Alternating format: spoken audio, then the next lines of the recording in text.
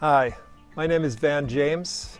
I'm a teaching artist from Hawaii, and I would like to introduce a series of painting videos, painting exercises for teachers who work with students in grades 1 through 12.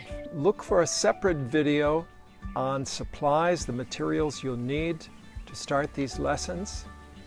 And once you're prepared with that, let's get started.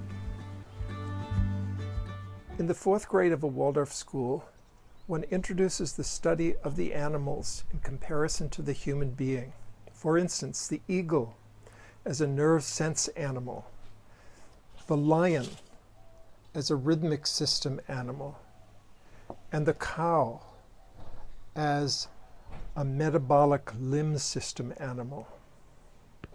We'll need to wet down our paper as usual and have ultramarine blue and golden yellow and a Prussian blue.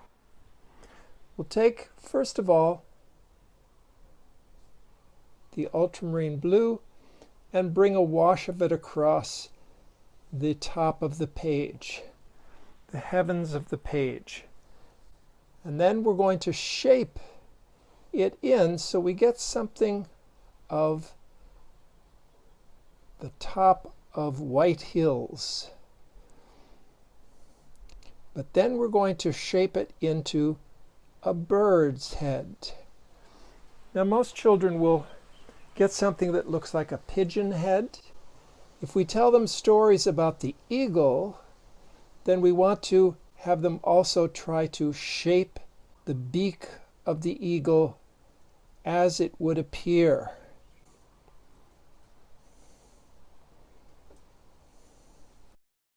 So we can help them with that, a little bit of shaping, getting the curve of the wings, and bringing the color all the way down to the bottom of the page.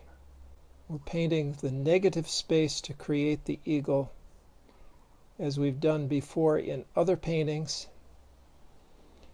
And we're going to have the eagle in his eyrie.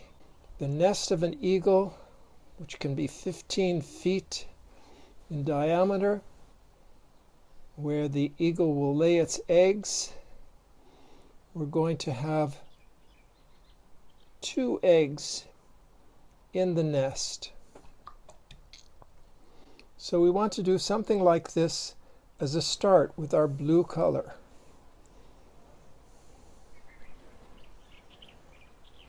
Next we will take the golden yellow. We want to always test our color first on a test paper, and then we can bring this into the beak area of our eagle. We can bring it into the area where we'll have the nest.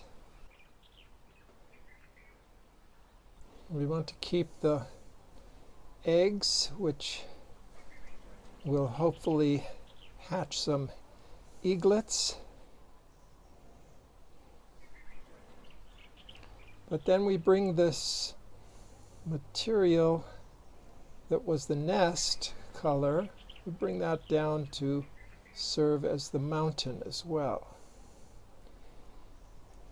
The eagles will create their eyries at the top of very tall trees or on cliffs, mountaintops, sometimes on electric poles.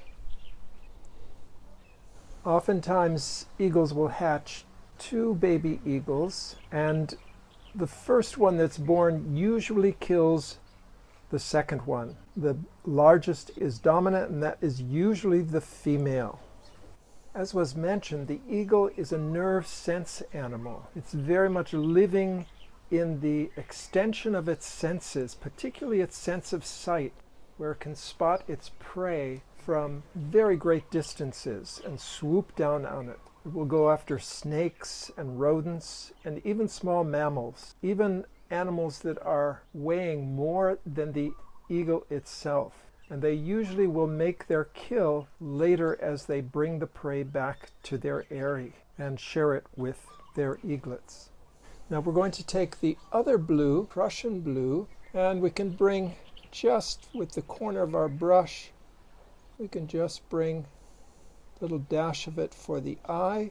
If we want, we can make greater strength in the sky, maybe create some mountains in the background.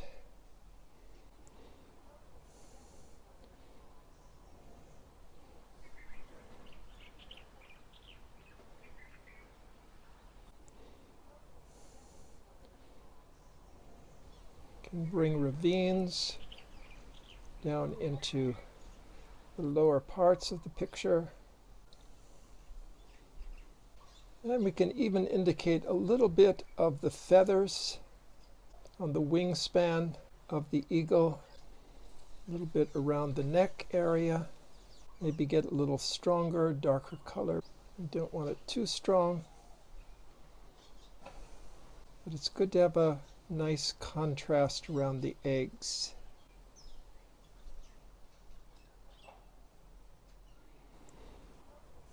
One could go on with some red, bring in more earthy tones into the picture, but here we'll end up with just making a 3-color cord painting. We could perhaps get a little bit of snowy mountain caps on the mountains in the background, sharpen them up a little. You want to always remind the students how to lift up color.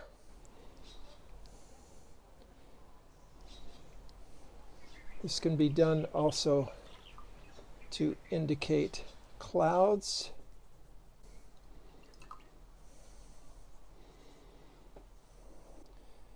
And we end up with something of a 4th grade eagle painting. So the day before one would be planning to paint with the children the picture of the eagle, you would give a very thorough description of how the eagle flies, how it builds its eyrie, how it raises its eaglets. And you might have the children learn the poem, The Eagle, by Alfred Lord Tennyson. He clasps the crag with crooked hands, close to the sun in lonely lands. Ringed with the azure world he stands. The wrinkled sea beneath him crawls. He watches from his mountain walls, and like a thunderbolt he falls.